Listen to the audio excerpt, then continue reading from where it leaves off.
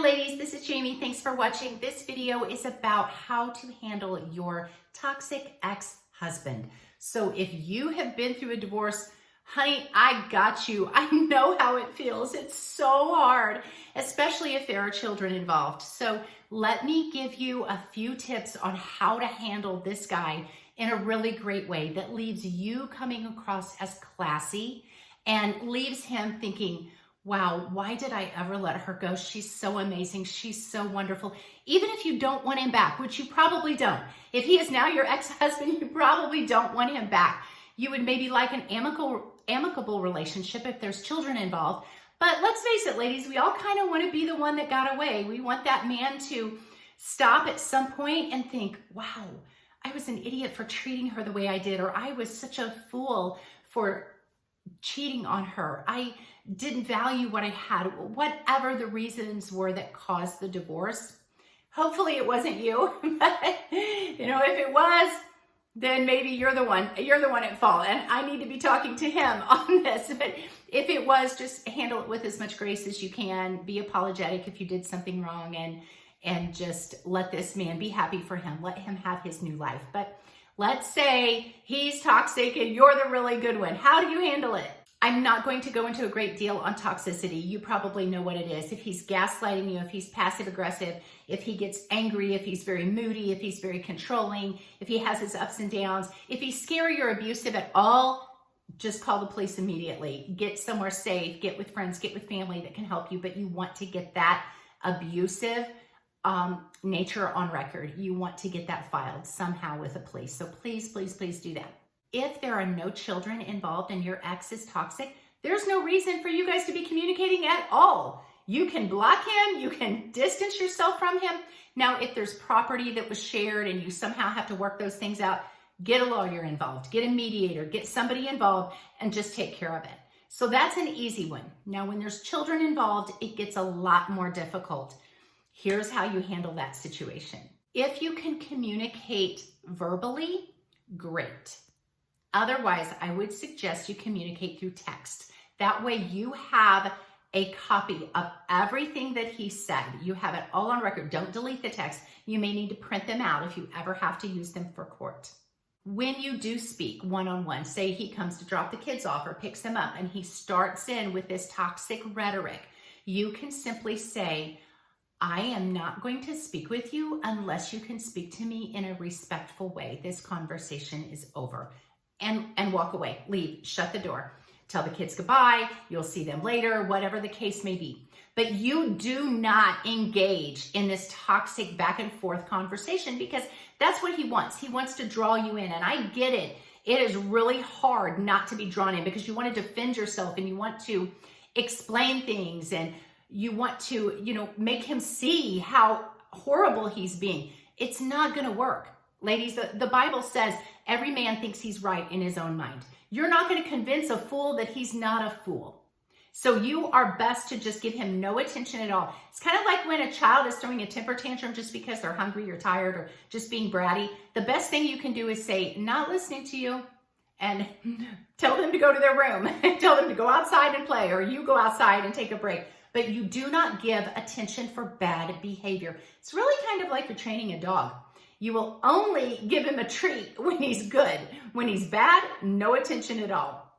Always remain calm. You have to let your emotions stabilize. I tell women, have emotions, but don't let emotions have you.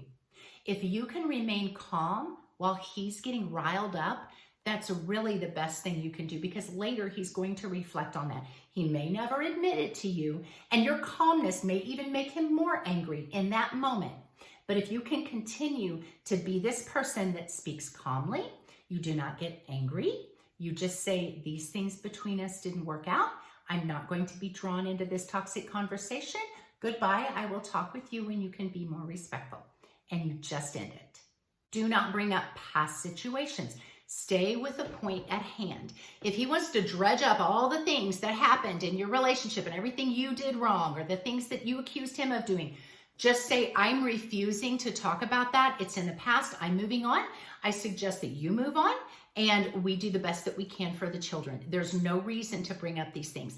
If those things are not impacting the welfare of the children and they've already happened, you can't fix them, then why bring them up?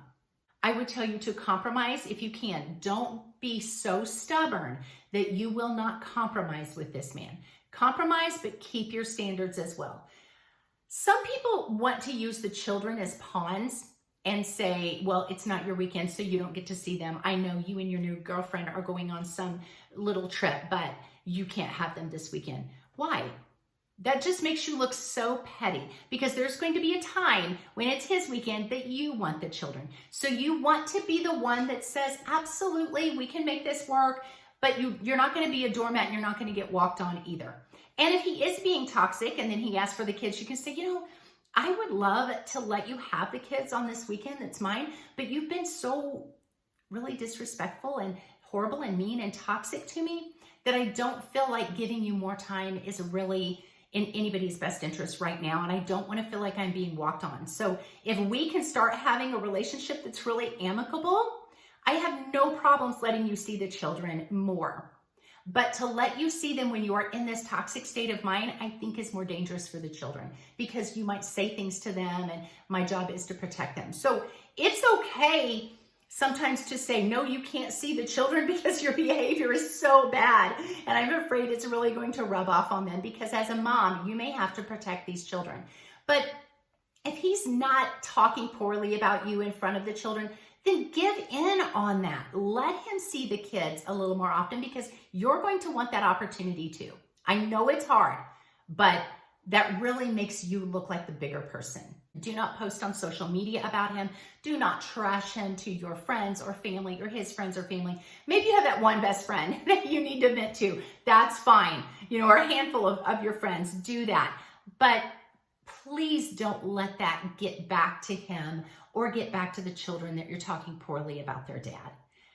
I had a marriage and my ex did some really, really bad things. And the whole time they were growing up, I never told them what he did. I just said, Dad and I just didn't work out. They eventually found out all of the things, and I ended up looking really great because I did not just throw him under the bus every chance I got.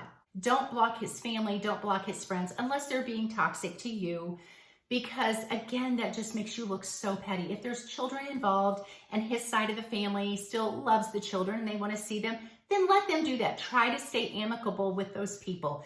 And again, don't say anything bad about him. If you're around his family or friends, you just act normal. Act like there's nothing wrong between the two of you. All of these things I'm telling you makes you this high value woman. You want to be the one that's just great, the one that got away.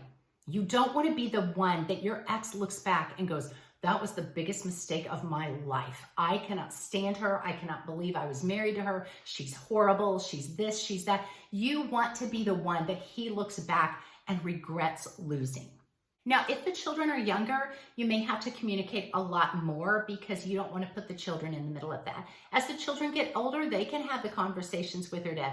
They will have their phone. Your ex is not bad to the children. Let them continue to have that relationship and really try to foster that. Again, because in the children's eyes, you look so good. Because if he's talking poorly about you, those older kids will see that. But they will see that you are the one that has this level of integrity. Here are a few phrases that you can say to your ex when he gets toxic. You can say things like, let's keep this conversation civil. I will talk to you about A, B, and C, but I'm not going to talk in circles about X, Y, and Z, whatever those issues are. When you can speak politely and respectfully to me, we can finish this conversation. I will not go down this rabbit hole again with you. Goodbye. I feel like you are gaslighting me right now, so let's have this conversation later when you calm down. Those are all things that you can say to your ex in a very short, professional, calm manner, but it lets him know this conversation is done. Ladies, I want to see you win with your ex. I have a website called she'severyday.com. There is a course on there called She Heals. How do you not only survive a breakup, but how do you thrive afterwards? It's packed full of tons of good information, along with how to handle your ex. Again, you want to be the one that got away. Hit the like, hit the follow. Go to she'severyday.com, download that e-course. God bless you guys. I will see you next time.